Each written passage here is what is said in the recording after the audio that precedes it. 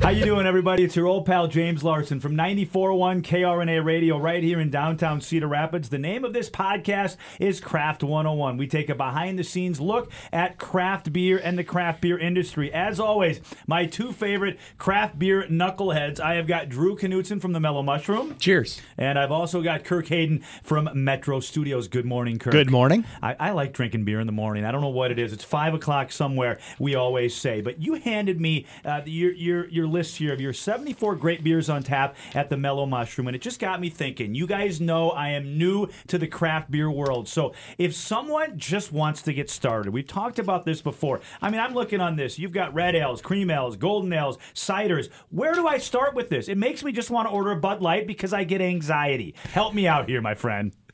Well, we have that all the time at Mellow Mushroom. You know, no matter if your favorite watering hole has 12 on tap or 74 or more, it can be overwhelming. And I see it too many times. They look at the menu. You think that they're coming up with the decision. They set the menu down and say, "I'll take a Busch Light" or "I'll take a Bud Light," and they're afraid to try something. So this show today is all about where you want to go, so you don't have to be afraid. And Kirk, what we're going to sample today, we're going to start with ales. Now, this was Drew's decision. Is this a good idea to get started with the ales? What do you think? Absolutely, because it's a great place to start if you don't know where to go.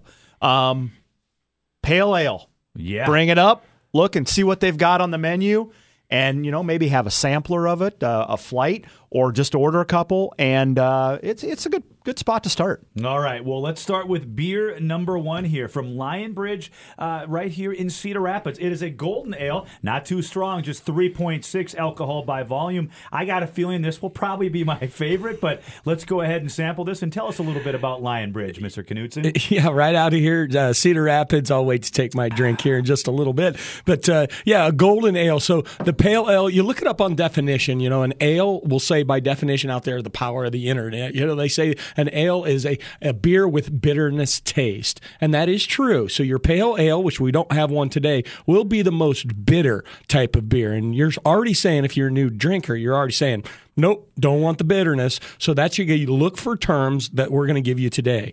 Golden, cream in front of the word ale, it takes the bitterness out of the beer. Well, first of all, Kirk, this is very easy drinking beer right here. To start off with a beer like this isn't much different from a normal beer that I'm accustomed to drinking. No, and when you look, 3.6% alcohol by volume. James, there was more alcohol in your mouthwash this morning. Well, I'm not sure you used mouthwash this morning, but at any rate, this is almost like a session IPA or lower than a session IPA from an alcohol standpoint. Good spot to start. Would not be my favorite on this list, though. Yeah, I like starting with this, and we're going to move on to a cream ale now. And full disclosure here, I tried a little bit of this today on our morning show, the KRNA morning show. This is a Fire Trucker Ladder cream ale, and I believe this is made in our back neck of the woods here in Ankeny, Iowa. Yeah, Fire Trucker Brewery, Ankeny, Iowa. The cream ales, when you find cream ales, they are really creamy in flavor, not in texture. So, beer is beer is liquid, but the taste profile, you're going to get kind of a popsicle flavor on the finish. I'm guessing this just isn't enough for you, Kirk. You want a little bit more in your beer, where for me, this is a great beer to start off with. I'm easing myself into the process, but I'm guessing you need a little bit more to your beer than this. Well, I like that hoppy flavor and the citra flavor.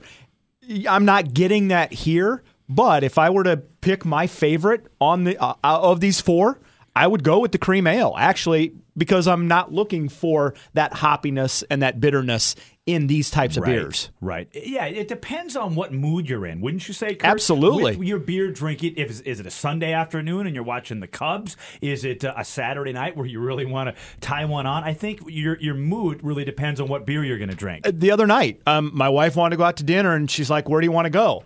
I did not go and look at a menu for food. I went to Untapped, pulled up a couple of local establishments, and went, I wonder what they have on tap now. Right. And I wasn't feeling like an IPA. I was feeling like a pale ale. I went right to their pale ale list, started scrolling through, and went, I've never had that. I want to try that one. Went there for the beer and not necessarily for the food, although the food was good as well.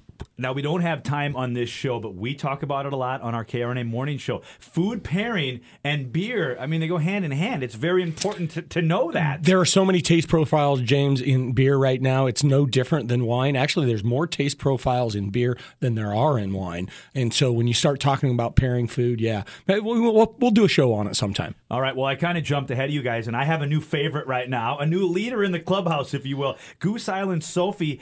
What kind of ale is this? Do I taste a little wine in this? No, this is a straight ale, so Okay. you're picking up a little more of the hops. Okay. You're getting the citrus out of the beer that he referred to earlier. Gotcha. 6.5% ABV. What do you think of this, Kirk Hayden? Not a fan because I'm tasting a little malt in here, a little more malt than I like in my beer. I'm more of the hoppy than the malt, and no, I would probably put this at number 4 of the 4. So what does that mean, James? Malt and hoppy. What is that? The easiest way I can say it is malt means it's going to stay on your tongue longer. A hoppy, you're going to get that scratchiness, that bitterness on the back end when you swallow. Kirk, how does your wife live with you? You seem like a real hard guy to get along with. Is there any way we can please you? Actually, the old saying, if you can't beat them, join them. Right. That's what she's done. Well, there you go. Literally, she has tried every beer that I go through, and she's like, like it. No, don't like it. She used to be a Coors Light drinker exclusively. That was it. She literally will go into a bar and look at a pale ale or an IPA, and that's what she orders now today. I mean, cool. This has been probably maybe a year in happening completely. All right. Well, rounding out the group here, I like the name of this. It's the Dogfish Head Indian Brown, 7.2%, our strongest beer of the day. This is made in Delaware, not the county here in Iowa, but the state, and it is a brown ale. Yeah, so this one here, anything that has color, even your stouts, is brewed with more malt. So again, just back to our other conversation, you're going to have a lot more body on the tongue. You're going to have a lot more toastiness flavor out of this beer, and that's exactly what you get. Well balanced, though, not heavy, just well balanced. This would go great with dark meats, any type of heavy meat. And I kind of thought, Kirk, this would be your favorite, but it's not. What do you think of this You know what? selection? It's a strong number 2, just under the number 1, and I like this. But Dogfish, they do a great job, and just started being distributed in Iowa. Just released about a month ago. Yeah, and we all know how important it is to have a strong number 2. Before we wrap up the show, and I want to thank you, Drew, for bringing in these beers down there from the Mellow Mushroom. You have 74 on tap, but our goal for this show is to not just hang out here in the studio. We want to get out to these places that make the beer. So if you've got a suggestion or a comment, why don't you just comment below right here at Craft 101.